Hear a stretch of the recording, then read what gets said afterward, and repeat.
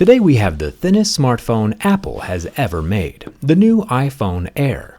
It's fair as the air enters my lair that Tim Cook's sayin' a prayer. It's gotta be a scare to arrive at my secretaire where I've got no hair, though I do declare that I will be fair. Feel free to stare while we disregard welfare. I am aware that this is a phone's worst nightmare. While the Air is kinda rare, I do have one spare. It's received much fanfare for its dramatic flair. It's time to see if it'll need repair or a grim repair. Pulling it out of the box, it is surprisingly light, and the mirror-finished grade 5 titanium is surprisingly thin.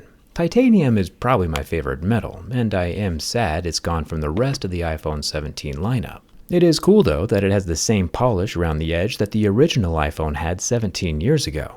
For the Americans out there, the iPhone Air is as thin as one Oreo wafer, or 3 wooden toothpicks. It could also be half a Lego brick, the same size as 3 US quarters, or, 7 razor blades from my jerry-rig utility knife. I do have a buy a big knife, get a little knife free deal going on till the end of the month. Just throw them both in your shopping cart at the same time. But let's not get distracted. Ice cream lids are another standard form of measurement here in the USA, and the iPhone Air is clocking in at about a quarter of an ice cream lid. For the rest of the world, of course, the iPhone Air is 5.6 millimeters thin. My worry, though, is that the button placement is going to compromise the integrity of the high-strength aluminum. The buttons eat away a substantial portion of the titanium wall, and as anyone who's ever played Jenga would know, if you remove enough of the structure, things will eventually fail. But just like we've done with hundreds and hundreds of other phones over the past decade, let's start with the scratch test of the new Ceramic Shield 2, which is supposedly 3 times more scratch resistant. We'll see about that. Plastic usually scratches at a level 2 or 3, glass scratches at a 5 or 6, and sapphire usually scratches at a level 8 or 9. And as you can clearly see from my pics, the level 6 marks are basically non-existent, and we also barely see any scratches at a level 7. So I can't even say the thing I always say. Apple ruined it. The Ceramic Shield 2 from Corning is definitely a massive improvement this year. However, glass is still glass, and even if the Ceramic Shield 2 is harder than before, glass will never be invincible. Which is why I recommend a Prism screen protector from my channel sponsor Dbrand, which, thanks to Dbrand's nationwide rollout at Best Buy today, I was able to instantly pick one up at my local Best Buy store. Dbrand is all grown up and playing with the big boys, so cool to see. Dbrand calls this an idiot-proof screen protector, and while my mom would not approve of the name calling, the tagline definitely gets the point across. With a simple swipe, place, and peel, the screen protector is perfectly placed every time. Beautiful. Real glass is where it's at. Apple says their new screens have an anti-reflective coating on the surface, but the anti-reflectiveness pales in comparison to my 2-year-old Galaxy S24 Ultra. You can count the individual diodes from my LED desk lights on the Samsung Glass, while the iPhone Air just shows a white rectangle. There's a clear winner. Better luck next time, I guess.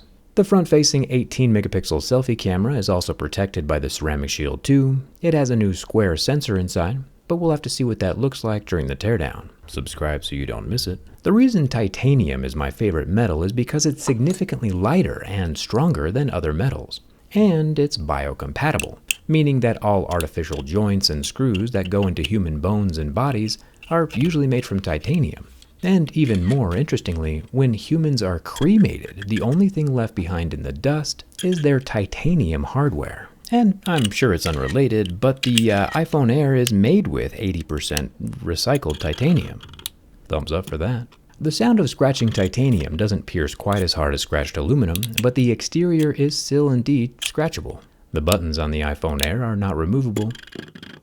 Making our way to the bottom of the Air, the derriere, some might say, we see the slightly off-center charging port, surrounded by 4 extra holes. I imagine these are mesh-covered microphone holes, since the Air does not have a lower stereo speaker, just a mono speaker up in the earpiece. The charging port as well charges quite a bit slower than the Pro models, so not only is the battery smaller, but it charges slower too. It'll hit 50% charged in 30 minutes, instead of 20 minutes like on the Pro models. So if battery life and charging speed are important to you, as well as listening to music with both ears, you might be better off with a regular iPhone instead of the Air. Making our way to the back of the Air, we have a soft-touched etched glass panel with the smooth, shiny Apple logo in the center. Zooming into the logo, you can see that the Apple image itself is a tad north of the etch, but it's not a big deal. Perfect apples are hard to find, and it's only a minor defect. Moving up to the camera plateau, poured from the same piece of solid glass, this visor won't be popping off on its own. Apple says this singular 48 megapixel lens is 2 cameras in one, and for sure it can identify as whatever it wants, but it's still missing the dedicated wide angle and telephoto lens from the Pro models. So if you're an avid picture taker, it's just something to keep in mind. The rear-facing microphone has an IP68 metal watertight grill over the opening, as well as a plastic diffused single-color LED flash.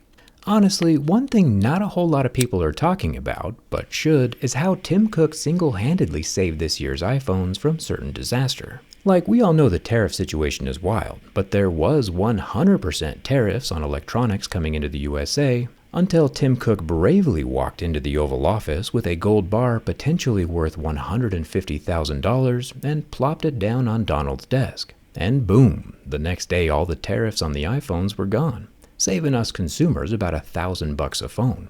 Absolute brilliant emolument move by Tim.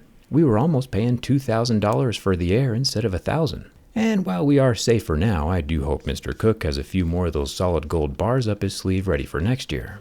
Surprisingly, the flame didn't appear to mess with the oleophobic coating. Finally, the bend test.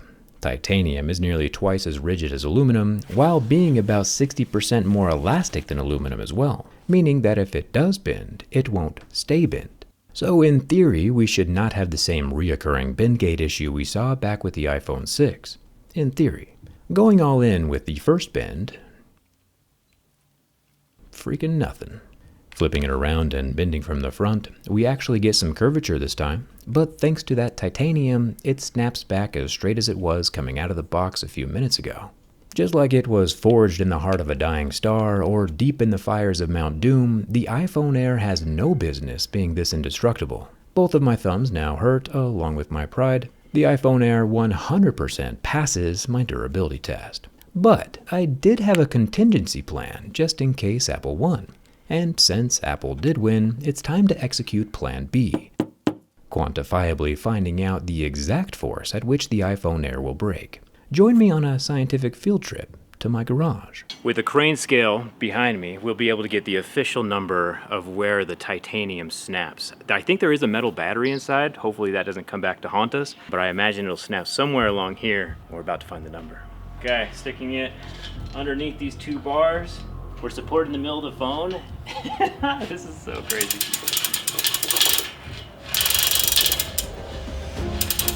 Oh, it's starting to bend. What are we at? 73. It's 100. The phone's still alive. Come here, check us out. It's 120. 120. Oh, I heard something. We're at 171. I can't believe it's still alive. I hear something. The screen is still on, dude. 200 pounds. Oh my gosh, 215. Oh! 216 pounds of pressure. Okay, lowering her down. Oh, that's wild. The back glass is still intact. The front glass is totally shattered. Right there below the bottom volume button. Oh, that's crazy.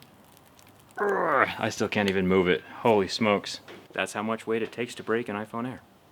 Keep in mind that all 216 pounds was concentrated directly in the center of the phone. If you're a 216-pound person sitting on your phone, that weight is going to be distributed across the whole surface. Unless you have buns of steel, I imagine your pants pockets would rip off before any damage happens to the new iPhone Air. So feel free to sit on it as much as you'd like. I can personally vouch that the iPhone Air is structurally indestructible, except for drops and scratches, which, just like any other smartphone, will still cause damage. Luckily, that damage is far easier to mitigate with one of dbrand's Ghost cases, which I also picked up on my impromptu Best Buy run this morning. It's super thin, has a never yellowing guarantee. If it ever does turn yellow, it won't. Dbrand will replace it for free, and it will still work with Apple's new MagSafe battery pack.